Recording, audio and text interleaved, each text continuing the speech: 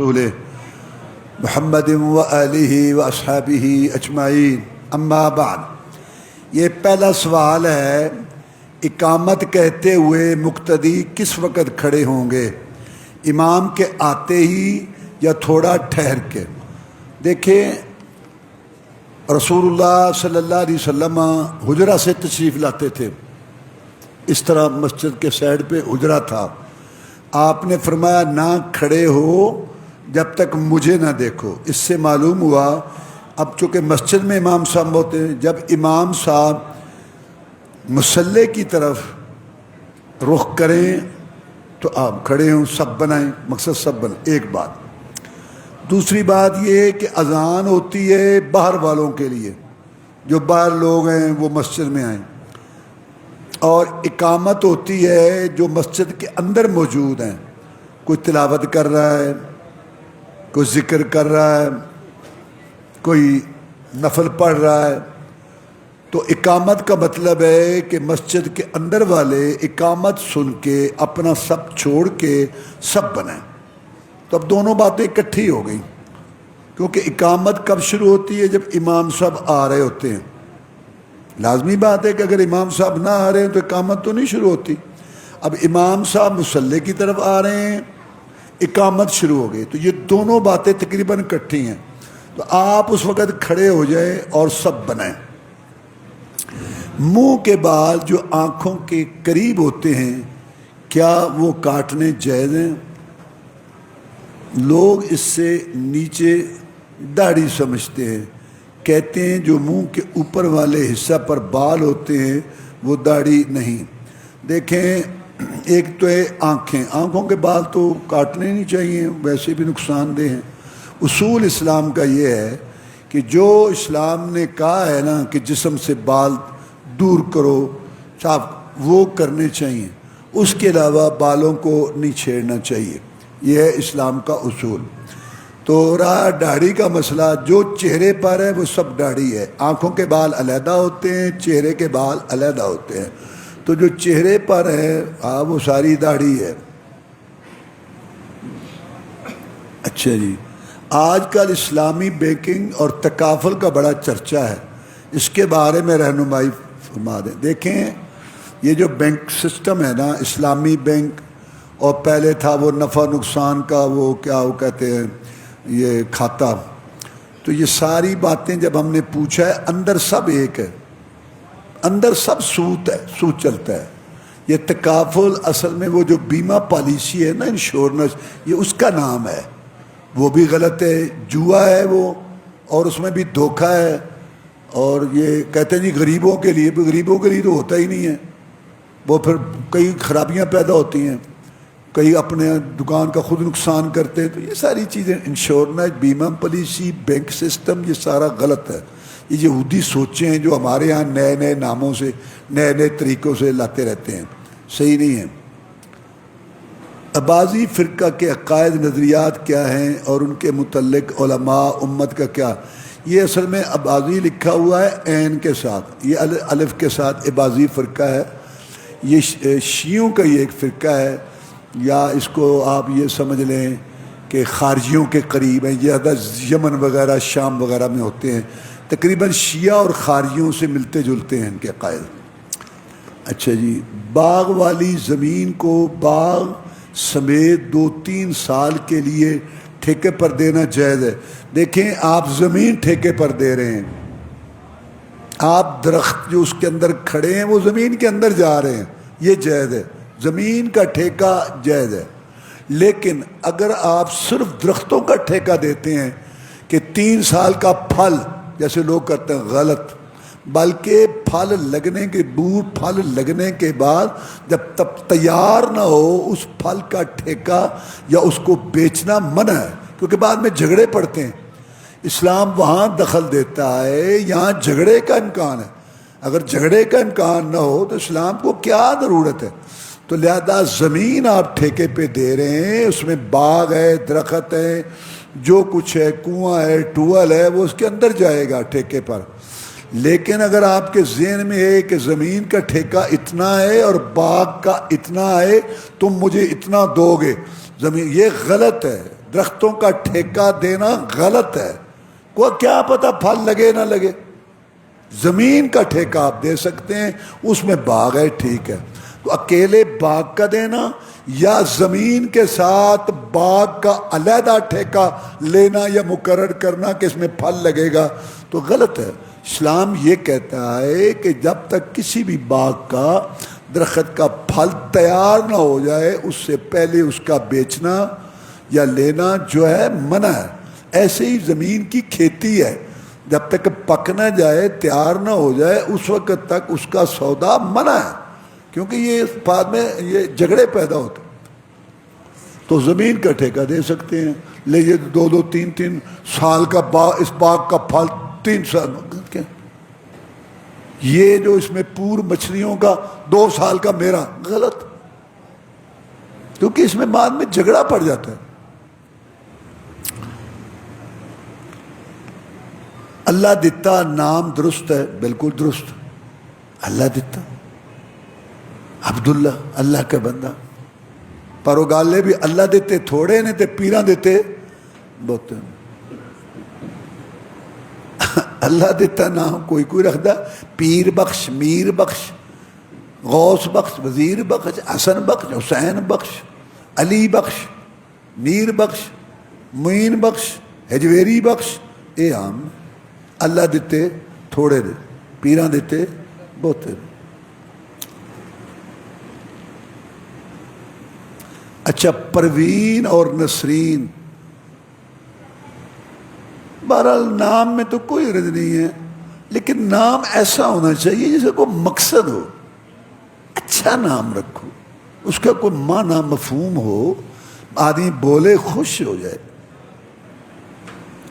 لوگ وضو کے بعد اعضاء صاف نہیں کرتے، پانی نمازیوں اور صفوں پر گرتا ہے. نہیں، صاف کر لیں، وہ تو حدیث میں ہے کہ ہاتھ سے کر لو. کپڑا استعمال بھی کر سکتے ہیں لیکن ضروری نہیں ہے، کر لو. اگر اتنا پانی، اتنا ویسے ہوتا نہیں ہے کہ بازوؤں سے وہ پانی ٹپکتا رہے، یا اگر کوئی ایسا کسی کو ہے تو صاف کر لو. وراثت میں 1/6 اور 1/8 سے کیا مراد ہے؟ 1/6 سے مراد ہے 6واں حصہ، اور 1/8 سے مراد ہے 8واں حصہ. تو ماں کا جو ہے نا وہ 1/6 ہوتا ہے جب اس کا وہ یعنی باپ بھی ہو اور اس کے بھائی بھی ہوں. اور 1/8 اگر آدمی خامد مر جائے تو بیوی کا حصہ، اگر اولاد ہو، چاہے اس بیوی سے ہو چاہے اور بیوی سے ہو، مرنے والے کی جس کی وراثت تقسیم ہو رہی ہے، اگر اس کی اولاد ہے تو بیوی کو 8واں حصہ ملتا ہے. ایک ہے تو 2 اور 3 اس میں شامل ہو جائیں گی. انشاءاللہ اور انشاءاللہ، انشاءاللہ اور انشاءاللہ، ان دونوں میں کیا اصل میں لکھا ہوا ہے؟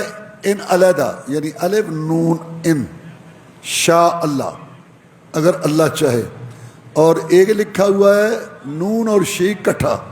تو آپ لفظ بولنے میں تو کوئی فرق نہیں ہے، آپ لکھنے کی بات کر رہے ہیں تو اس کو علیحدہ لکھیں. ان نون، الف کے ساتھ نون علیحدہ، ان آگے شاء اللہ.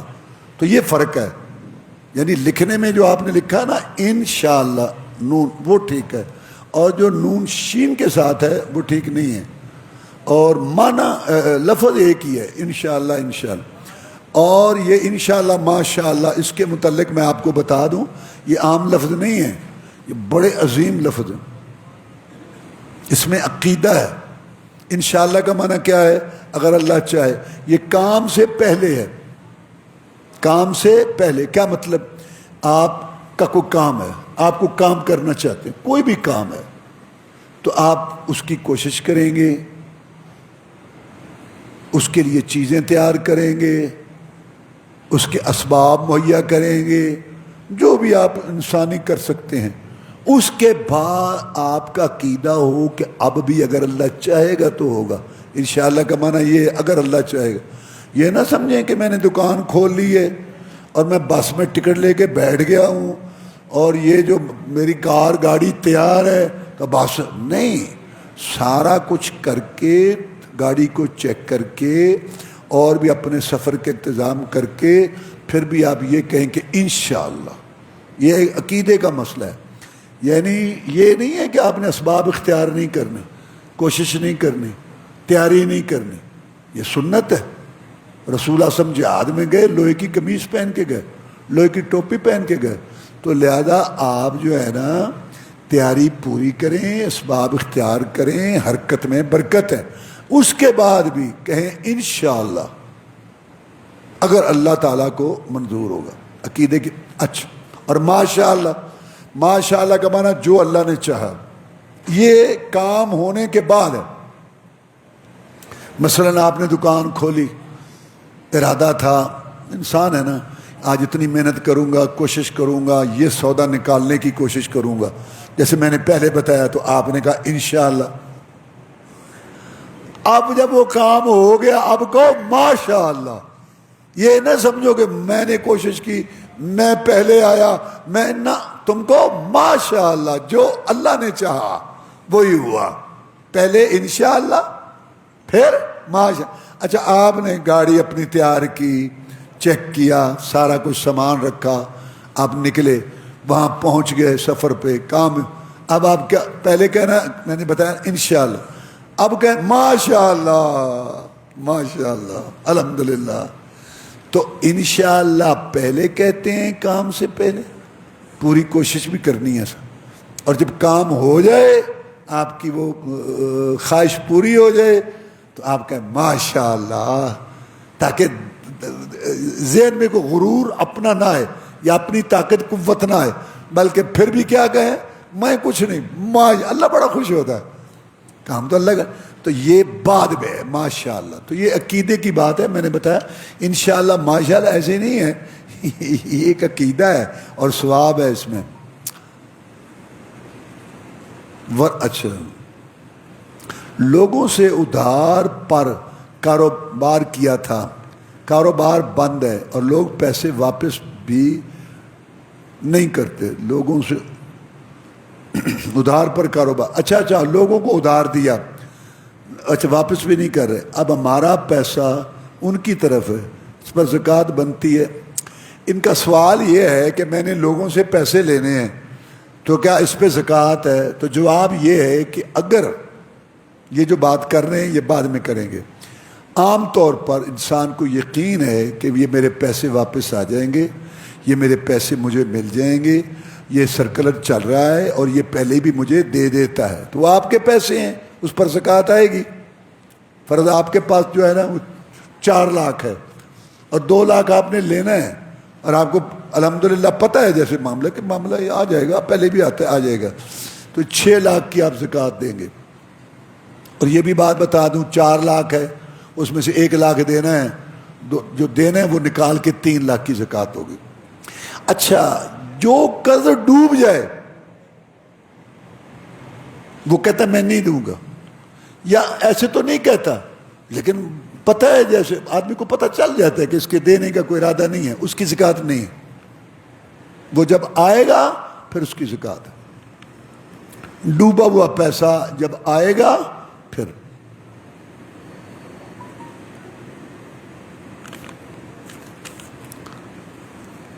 جمعہ والے دن جو 12 رکعت سنت موقدہ ہیں وہ کس طرح 12 پوری ہوں گی؟ پہلی بات ہے کہ جمعہ اور باقی زور کہہ لو یا باقی دنوں کے احکام میں فرق ہے. باقی تو 12 آپ کے ذہن میں ہیں کہ زور سے پہلے 4 اور 2 کر کے پڑھیں، اور 2 بعد میں 6 اور 2 مغرب کے بعد 8 اور 2 عشاء کے بعد 10 اور 2 صبح. رسول اللہ صلی اللہ علیہ وسلم نے فرمایا جو شخص فرض کے علاوہ 12 رکعت 24 گھنٹوں میں پوری کرے گا اللہ اس کا گھر جنت میں بنائیں گے. یہ حدیث. اچھا، اب آ گیا جمعہ. جمعے کے احکام علیحدہ ہے، وہ جو 12 ہے وہ ویسے ہے. اب اس میں آپ کو بتا دیتا ہوں، اس میں بھی 12 پوری ہو جائیں گی. جمعے میں زور کا تو آپ کو پتہ چل گیا کہ 4 پہلے 2 بعد. جمعے میں خطبہ سے پہلے امام کے ممبر پر آنے سے پہلے جتنی مرضی رکھتے پڑھ لیں، 2 کر کے جب 20 پڑھ لیں، 12 بھی اندر ہی آ جائیں گے۔ لیکن جب خطبہ شروع ہو جائے پھر کم از کم 2 رکعت پڑھ کے بیٹھے، چاہے خطبہ ہو رہا ہو۔ اور جمعے کے بعد 2 بھی ہیں 4 بھی ہیں، چاہے 2 پڑھ لو چاہے 4 پڑھ لو۔ میں دونوں حدیثیں سنا دیتا ہوں۔ ہماری ماں فرماتی ہیں کہ رسول اللہ صلی اللہ علیہ وسلم جمعہ پڑھتے تھے، جمعہ کے بعد گھر تشریف لاتے اور گھر آ کے 2 رکعت پڑھتے تھے، اور یہ ہوگی آپ کے عمل کی حدیث، اس کو ہم کہتے ہیں فعلی حدیث، آپ کا عمل۔ اور ایک ہے قول، فرمان۔ رسول اللہ صلی اللہ علیہ وسلم نے ارشاد فرمایا کہ جو آدمی جمعے کے بعد پڑھنا چاہے وہ 4 رکعت پڑھے۔ تو اب کیا سمجھ آئی؟ یا 4 پڑھو یا 2 پڑھو۔ لیکن اگر آپ ایسے کر لیں کہ گھر جا کے پڑھیں تو 2 اور مسجد میں پڑھیں تو 4، اگر آپ ایسے کر لیں تو ٹھیک ہے۔ لیکن اگر آپ 2 پڑھ لیں یا 4 تو وہ 12 بنا لیں، آپ پوری کر لیں۔ مثلا جمعے کے دن پہلے 4 پڑھ لیں، ایک بات کر رہا ہوں، اور بعد میں گھر میں جا کے 2 پڑھ لیں، تو وہ آپ کی وہ 6 پوری ہو جائیں گے۔ زور میں 6 ہونی ہیں تو جمعے میں، اور جمعے میں زیادہ بھی ہو سکتی، جیسے میں نے بتایا لمبی حدیث ہے نا کہ آپ نے فرمایا جو نہائے، کپڑے پہنے، پہلے آئے قربانی اونٹ کی قربانی، پھر اگر آئے گائے کی قربانی کا ثواب دوسری گھڑی میں۔ یہ نہیں کہ ایک وہاں آیا تو آگے، نہ، پہلی گھڑی میں جتنے بھی آ گئے، پھر بکرے، پھر مرغی، انڈے کھچ، پھر آگے آپ نے فرمایا پھر نماز پڑھی جو اللہ نے چاہا۔ تو یہاں سے یہ دلیل ہے کہ جمعے والے دن خطبے سے پہلے رکعتوں کی تعداد مقرر نہیں ہے، جتنی بھی آپ پڑھیں۔ مثلا آپ 2 پڑھ کے قرآن پڑھنا شروع کر دیں، 2 پڑھ کے بیٹھے درود شریف پڑھتے رہیں، یا 2 کر کے آپ 10 رکعت پڑھ لیں، نیکی ہی ہے نا۔ تو تعداد مقرر نہیں ہے، اور بعد میں مقرر ہے 2 یا 4۔ اولا یرون انہم یفتنون فی کل عام مرۃ او مرتین۔ اس آیت کا شان نزول کیا ہے؟ دیکھو، پہلی بات تو ہے کہ ہر آیت کا شان نزول نہیں ہوتا۔ شان نزول کا مطلب ہے کیا واقعہ ہوا جب یہ آیت آئی ہیں آیات کے، لیکن ہر آیت کا شان نزول نہیں ہے، ایک بات۔ دوسری بات ہے اس کے اندر منافقوں کا تذکرہ ہے۔ اللہ ان کو تنبیہ کر رہا ہے کہ تمہیں سال میں کئی تنبیہات ہوتی ہیں، کئی دفعہ ہم پکڑتے ہیں، تمہیں جھنجھوڑتے ہیں، تو کیا تمہیں عبرت نہیں ہوتی؟ تو قرآن سب کے لیے، تو اب یہ ہمارے لیے بھی ہے کہ اللہ تعالیٰ فرما رہا ہے ملکوں کو، قوموں کو، برادریوں کو، محلوں کو، کہ کئی دفعہ ہم تمہیں جھنجھوڑتے ہیں، سال میں 1-2 دفعہ، یا افراد کو بھی ہو سکتا ہے، اکیلے آدمی کو بھی، تو تمہیں پتہ نہیں چلتا، پھر بھی تم نہیں توبہ کرتے، پھر بھی تم نصیحت نہیں حاصل کرتے۔ آیت منافقوں کے بارے میں ہے، منافقوں کا طرز عمل اللہ نے بیان کیا ہے، لیکن قرآن سب کے لیے۔ تو اس آیت کا یہ مفہوم ہے کہ ملک، قومیں، برادریاں، محلے، افراد، علاقے، ہم ان کو تنبیہ کرتے ہیں سال میں، کبھی 1 دفعہ، کبھی 2 مرتبہ، پھر بھی یہ نہیں توبہ کرتے، یا پھر بھی نہیں یہ رجوع کرتے، تو پھر سب کے لیے۔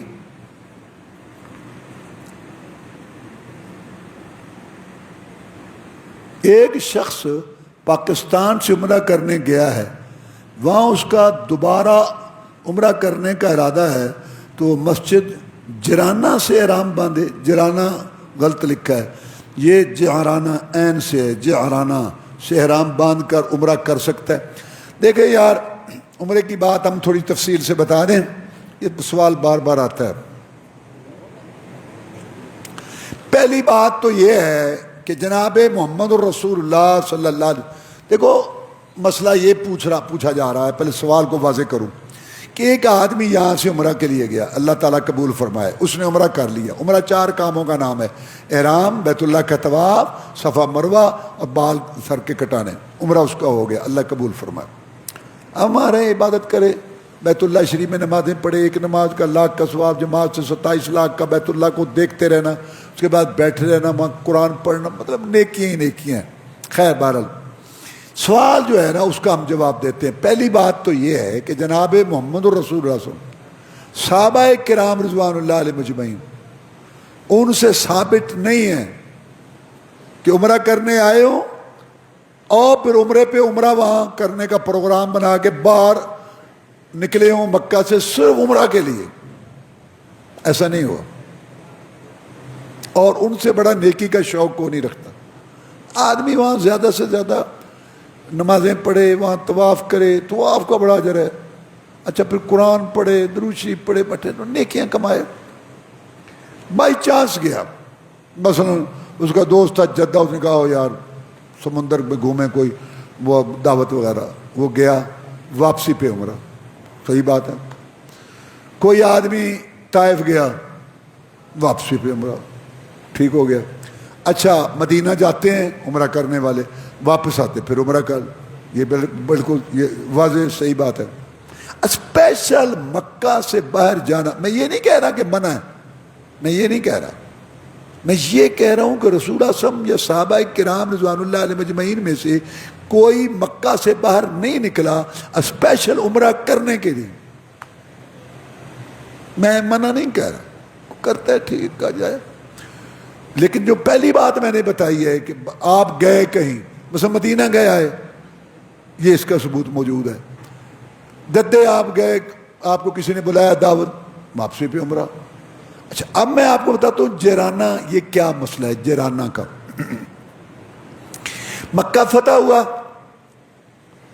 تو رسول اللہ صلی اللہ علیہ وسلم کو خبر ملی کہ بنو حوازن کا قبیلہ حنین میں اکٹھا ہو رہا ہے مکہ پر حملہ کرنا.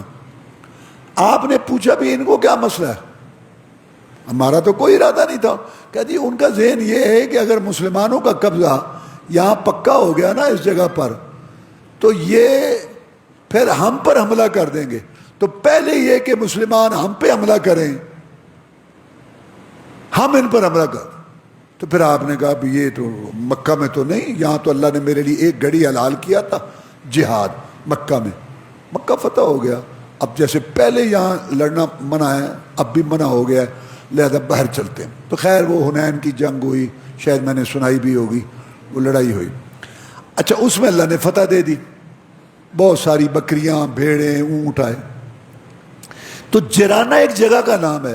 یعنی مکہ سے اگر آپ مشرق کی طرف منہ کریں نا, ہم مشرق کی طرف بیٹھے ہیں بیت اللہ مقدس, تو اس طرف یعنی مشرق اور شمال کے اس کونے میں ادھر وادی حنین ہے اور ادھر جیرانہ ہے. جیرانہ جگہ کا نام ہے. آپ واپس آ کے وہاں ڈیرا لگا لیا کیونکہ آپ کو یہ قیدی بھی پکڑے گئے نا. یہ وہی قبیلہ ہے سیدہ حلیمہ کا جو آپ نے سنا, یہ ان کا قبیلہ ہے.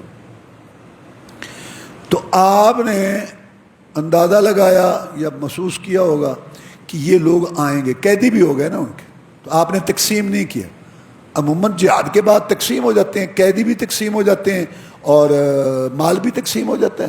آپ نے نہیں کیا, انتظار کیا. وہ لوگ آئے, انہوں نے کہا ہے محمد صلی اللہ علیہ وسلم ہمارے قیدی بھی چھوڑو, ہمارا مال بھی چھوڑو. اب میں سچی بات کروں گا, ایک چیز لے لو, قیدی لینے ہیں قیدی لے لو, اور اگر مال لینا ہے تو مال لے لو. انہوں نے کہا اچھا مشورہ کرتے. مشورہ کیا, کہہ لگے ہمیں قیدی ہمارے چھوڑو, چلو مال آپ لوگ لے لیں. پھر آپ نے اعلان کیا, دیکھو نبی تھے, رسول تھے, سبحان اللہ. یہاں حکمران یا لوگ پوچھتے ہی نہیں ہیں, ایسے سمجھتے جیسے باپ کا مال ہے, جس کو مرضی دے دو اور کھا جاؤ. رسول اللہ صلی اللہ علیہ وسلم نے لوگوں سے مشورہ کیا, بھئی یہ لوگ آئے. اب رسول اللہ بھی تو جہاد میں شامل ہوئے تھے نا, آپ کا بھی تو حصہ تھا قیدیوں میں. میں اپنا حصہ چھوڑ رہا ہوں, آپ میں سے خوشی سے کوئی حصہ قیدیوں والا چھوڑتا ہے ٹھیک ہے, نہیں تو ہمارے کہنے پر ادھار کے طور پر, قرض کے طور پہ ان کے قیدی چھوڑ دو, پھر کوئی اللہ تعالیٰ قیدی دے گا ہم اس کے بدلے اس کو دے دیں گے. تو صاحب نے کہا نہیں ہم نے چھوڑے, ہم نے چھوڑے. میں ایسے نہیں پتہ چلتا, جاؤ مشورے کرو, تمہارے سردار لوگ میرے ساتھ آ کے بات کریں. تو پھر سارا مشورہ, انہوں نے کہا جی سب نے کہہ دیا کہ ہم قیدی چھوڑ دیتے. تو قیدی چھوڑ دیے. اب باقی مال تقسیم کیا. جب فارغ ہو گئے تو فرمایا عمرہ نہ کر لیں. صحابہ نے کہا جی بڑی اچھی بات ہے. تو آپ نے پھر وہاں سے احرام باندھا. یہ عمرہ ہوا. اس کو کہتے ہیں جیرانہ, جگہ پہ جانا, کیونکہ وہ میقات بنتی ہے طائف والوں کی ان کی. یہ تھی وہ بات. اور دوسری بات, سیدہ عائشہ صدیقہ رضی اللہ تعالیٰ عنہ, سارے صحابہ کرام رسول اعظم تشریف لائے تھے عمرہ اور حج کرنے کے لیے. سب نے عمرہ کیا اور حج بھی کیا. سیدہ عائشہ صدیقہ رضی اللہ تعالیٰ عنہ دنوں سے ہو گئی, ان کا عمرہ بھی نہیں ہوا تھا کہ حج آ گیا. وہ رونے لگ گئی. تو رسول اللہ صلی اللہ علیہ وسلم نے فرمایا کہ ایسے کرو, اب عمرہ چھوڑ دو, نہاؤ, دوبارہ آپ احرام باندھیں اور حج کا احرام باندھو. 8 ذی الحجہ کو حج کا احرام ہوتا. اب انہوں نے حج کیا, کیونکہ ایسی عورت جو ہے نا جس کو مانا پیریڈ آیا وہ حج کا احرام باندھ سکتی ہے, منا جا سکتی ہے, عرفات جائے گی, مزدلفہ جائے گی, کنکریاں مارے گی, بال کاٹے گی, قربانی کرے گی. یہ حج کے کام سارے. طواف نہیں کرے گی, اور جب پاک ہو جائے گی تو طواف کر لے گی. حج مکمل ہو گیا. یہ اللہ نے سہولت دی ہے. حج تو آتا ہے سال بعد, عمرہ تو جب مرضی کرو. عمرہ میں یہ نہیں ہے. عمرہ میں آپ انتظار کریں, جب صاف ہو جائیں گے تو پھر وہ عمرہ کر لیں. اب سب کا عمرہ بھی ہو گیا, حج بھی. تو سیدہ عائشہ صدیقہ رضی اللہ تعالیٰ عنہ کی جناب جتنے لوگ آئے ہیں ان کا عمرہ بھی ہو گیا, حج بھی. میرا عمرہ نہیں ہوا. تو آپ نے ان کے بھائی کو کہا اس کو باہر لے جاؤ. اچھا, ایک جو ہے نا, دیکھو یہ مکہ مکرمہ ہے, اس کے ارد گرد ایک علاقہ مقرر ہے جو ابراہیم علیہ السلام نے اللہ کے حکم سے مقرر کیا. اس کو حرم کہتے ہیں. اس کے اندر شکار کرنا, درخت کاٹنا, گھاس کاٹنا, لڑائی کرنا منع ہے. اور رسول اللہ صلی اللہ علیہ وسلم نے مدینہ کے ارد گرد حرم مقرر کیا. وہ جو حرم ہے نا مکہ کے ارد گرد, وہ کہیں سے زیادہ ہے کہیں سے تھوڑا ہے. تو سب سے زیادہ قریب جو جگہ تھی وہ تنیم تھی, حرم سے باہر. تو آپ نے حضرت عائشہ صدیقہ کے بھائی کو کہا کہ ان کو لے جاؤ, وہاں سے احرام باندھ کے ان کو عمرہ کرواؤ. کیوں؟ اس میں سوچو بات کیا ہے. حضرت عائشہ صدیقہ رضی اللہ عنہ باہر سے آئی تھی, احرام باندھا تھا کس کا؟ عمرے کا. عمرہ نہیں ہوا, عمرہ نہیں ہوا, حج آ گیا. اب ان کا عمرہ رہ گیا. آئی کہاں سے تھی؟ باہر سے. ان کو باہر بھیجا. اب بھی ہم کہتے ہیں کوئی آدمی ہے عمرے کا احرام باندھ کے مکے آ گیا, اللہ نہ کرے حادثہ ہو گیا, ہسپتال گئے, انہوں نے کہا احرام اتارو, لباس وہ پہنایا وہ مریضوں والا, اور آپریشن ہوا, ٹھیک ہو گیا. اب یہ باہر جائے گا, اب یہ باہر جائے گا, کیونکہ یہ باہر سے احرام باندھ کے آیا تھا عمرہ, اور عمرہ نہیں ہوا. ایسی عورت باہر سے آئی, عمرہ نہیں ہوا, جیسے سیدہ عائشہ صدیقہ کے ساتھ اوپر سے حج آ گیا, وہ باہر جائے گی. تو میں نے دونوں جگہ بتا دی. وہ جرانہ کیا ہوا, اب لوگ وہاں جو نے پیسے کمانے ہیں ٹیکسی والے کھڑے, چھوٹا عمرہ بڑا عمرہ, چھوٹا عمرہ بڑا عمرہ. ان کا مقصد پتہ کیا ہے؟ ان کا مقصد ہے کہ وہ زیادہ مسافت ہے, دور ہے, یہ نزدیک ہے. چھوٹا بڑے کا یہ مطلب ہے. ایک مجھے کہنے لگا جی اے میرے نال گئے, انہیں سارے چھوٹا عمرہ کیتا جی. میں باہر نکلیا, اتنے ٹیکسی کھڑی سی, میں وڈا عمرہ میں وڈا کیتا. میں کہا ٹھیک ہے. تو بڑا چھوٹا وہ کہتے ہیں مسافت کے لحاظ سے. تو وہ رسول اللہ نے ایسے کیا, ایسے یہ کیا. اب خلاصہ کیا نکلا؟ 3. ایک تو پہلی بات بہتر ہے کہ یہاں طواف کرو اور نمازیں پڑھو جماعت, جیسے میں نے عرض کیا. بیت اللہ کے بعد بیٹھنا بھی ثواب ہے. آپ بائی چانس گئے, عمرہ کر لو. مدینہ آپ نے جانا ہی جانا ہے, آپ سے عمرہ. دوسرا, اگر آپ نے عمرہ کرنا ہے تو جہاں آپ ہیں وہیں سے احرام باندھیں.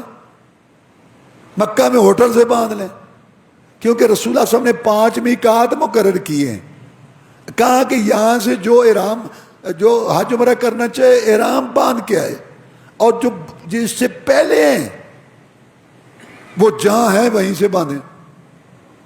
تو عام وہاں پہلے موجود ہیں.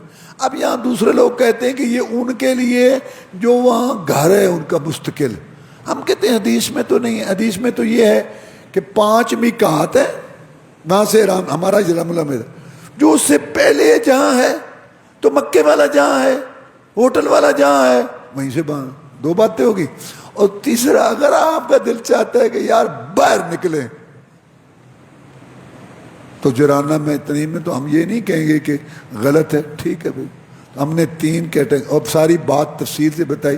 حافظ صاحب اصل نا اسپیکر نے، تو میں کہ ان کو ساری سمجھ آ جائے گی نہیں تو آگے بھی سمجھ. سبحانک اللہم ربنا سبحانک اللہم وبحمدک اشہد ان لا الہ الا انت استغفرک و اتوب الیک. ٹائم بہت زیادہ ہو گیا. ہاں جی چلو چھوٹا سا. ہاں سفر میں پوری نماز پڑھنا افضل ہے یا رخصت پر عمل کرنا افضل ہے؟ پہلی تو بات یہ ہے کہ رخصت پر عمل کرنا افضل ہے، لیکن پوری جائز ہے. اگر کوئی پوری پڑھے تو جائز ہے. حضرت عثمان پوری پڑھتے تھے رضی اللہ تعالیٰ، لیکن رخصت پر عمل کرنا. اچھا جو یہ سمجھے نا وڈا صوفی بنے کہ نہیں اور آج کل کہڑے سفر نے تو میں تو پوری پڑھا گا، انہوں کسر ہی پڑھنی چاہیے. یہ دماغ چو نا خناسی نکلنی چاہیے. اللہ نے تو بڑا نیک ہے. تو مسئلے کا جواب میں نے پہلے دے دیا کہ رخصت پر عمل کرنا افضل ہے، پوری پڑھنی جائز ہے. کبھی کبھار صبح کی نماز نیند کی وجہ سے سورج نکل آتا ہے، لیکن ایسا مہینے میں 1-2 دفعہ ہوتا ہے. یہ جواب اس کا یہ ہے کہ جان بوجھ کے تو ایسا نہیں کرنا چاہیے. یہ جو کہہ رہا ہے نا مہینے میں 1-2 دفعہ، تو یہ اس کا شیڈول ہے، شاید یہ غلط ہے.